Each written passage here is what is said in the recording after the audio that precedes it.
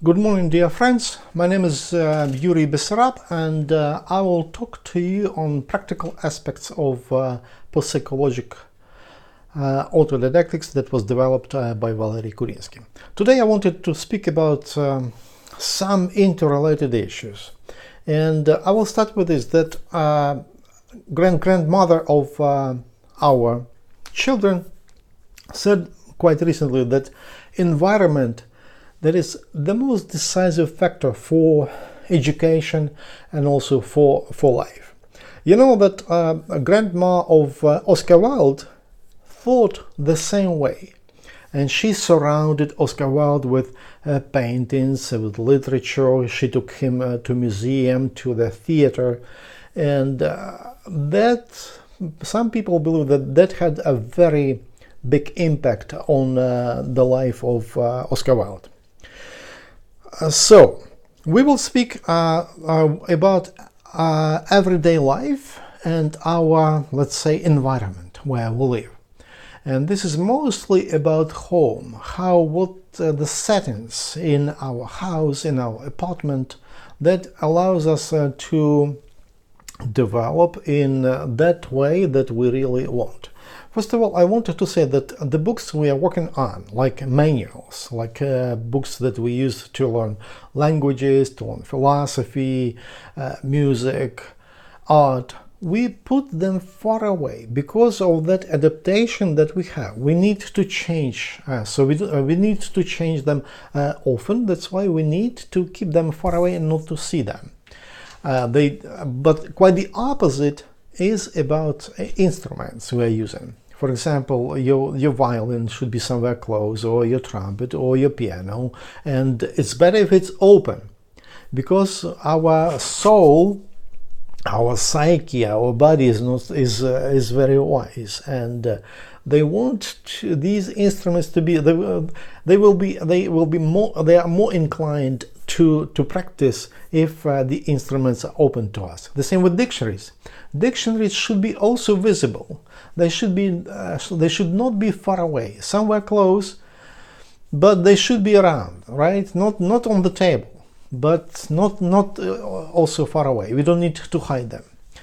And also we need to we could look at this environment or habitat where we spend all of our time as an operational system, as OS. And for that we need to know that updates are very important for us. And updating, it's one of the principles of post-psychology that was developed by Valery Kourinsky. So it's one of the major principles. We need to update our knowledge about the world, the human, the art, music, literature, and we need to do it daily, not just once in a year, but every day. That will make us really happy. We will feel the time. We will be like going together with time. There are some also, let's say, wormware or some viruses that we could prevent if we know about them. One of them is mood. Kourinsky suggested to refuse from this notion of mood completely and to replace it with tuning. We need to tune ourselves. Like, you see, a violin has these little things to tune the strings.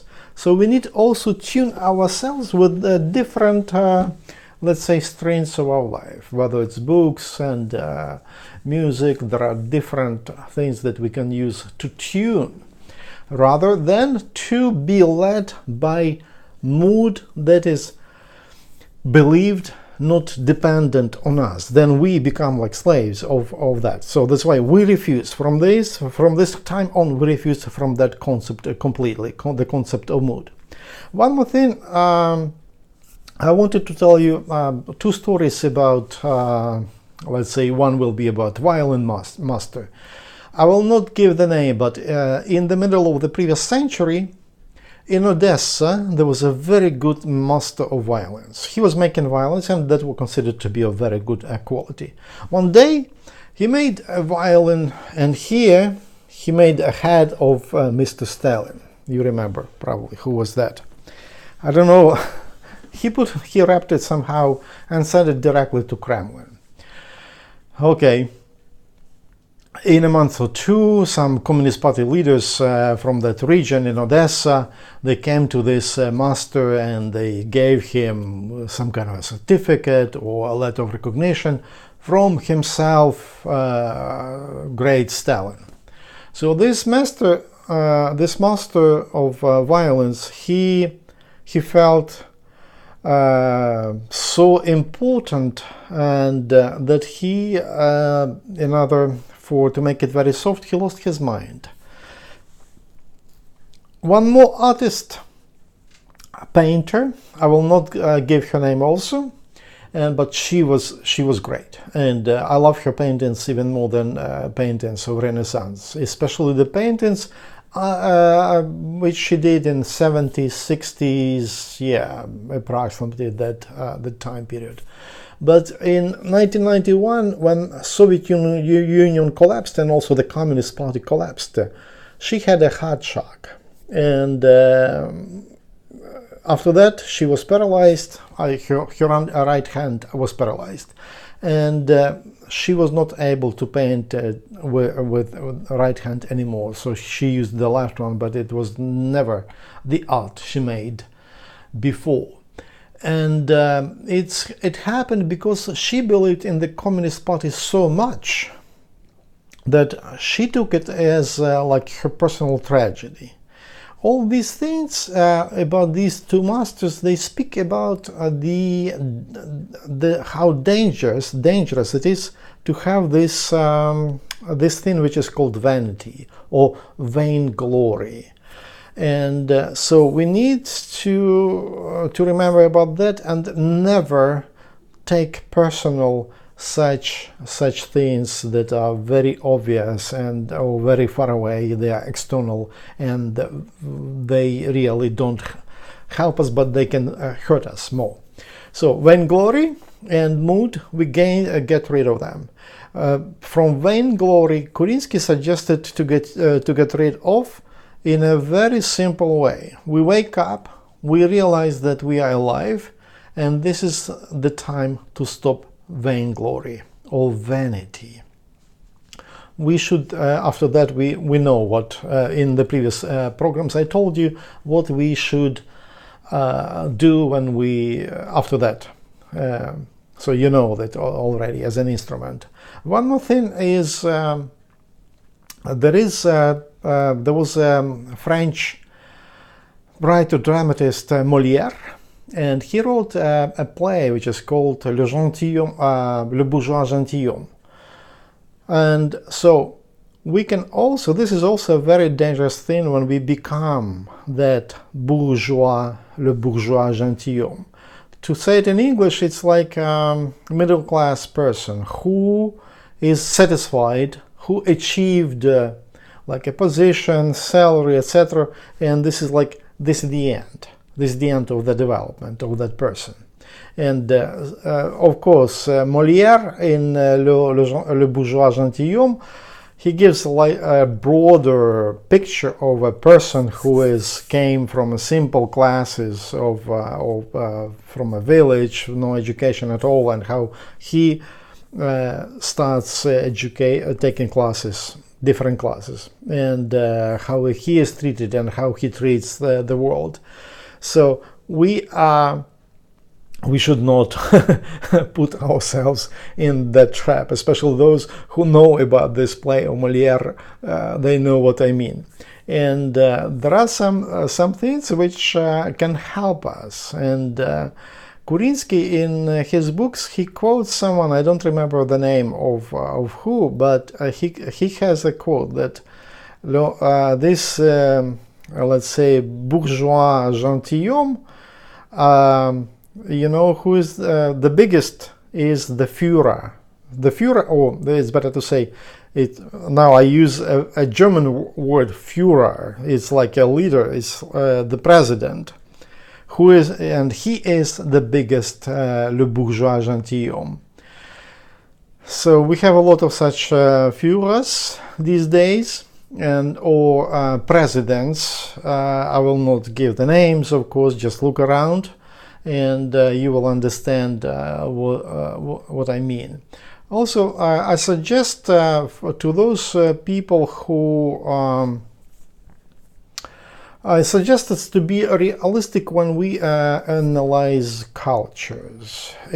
For example, recent events, or like 6 years ago, events in Kiev in Ukraine on Maidan, when about 100 people sacrificed their life for the liberty from Russian Empire, for the development, for European values, and we understand them a little bit maybe differently than in Europe. So those people gave their life. Just imagine the greatness of those people, and we should use that as like a measure tape when we think about history of other countries and what people do, and that will help us to, let's say, to reduce the vainglory of our vainglory, which doesn't allow us to develop, which is already like a stop in our development. So with this, I would like to finish. Remember about the importance of the habitat or the settings where we live, and also the environment in which we live. Environment includes also groups of people, organizations that we are a part of. For example, in 2009, there was an article in Scientific American, which they published a study of people who belong to different churches, and they say that people who are a part of a church or a community, a religious community, they usually live 5 years longer. We also should have it as an instrument to understand that it's very important for us to belong. Humans, we need to socialize, we need to communicate, but we need to know how to choose the organizations that we belong to. I read in one book on jazz that if someone wants to come to New York and to become a jazz musician, he or she should know about 1,200 standards. For those of you who are not musicians and who don't know what a standard is, I will just give a very short example.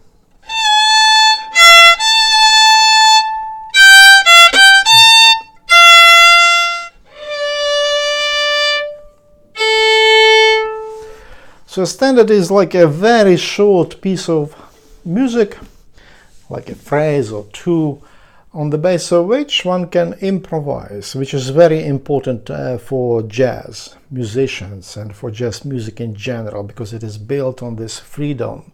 Improvisation is freedom. So the same should be about autodidacts. We need to build our groups on some standards, and we already have them. That is autodidactics, and also that our, let's say, efforts to learn languages, because that opens the doors to many cultures. And autodidacts learn music and philosophy. But I believe that in some time, in 20, well, maybe 50 years, there will be requirements to autodidacts, like to jazz musicians. And that will include about quite good knowledge of, let's say, 20 languages, music, philosophy, art. So those will be basic requirements, so basic standards for a person who would like to be an autodidact. So with this, I'm done with this program. If you like it, please put a like, share it, and you can also ask your questions. Until the next program, bye-bye.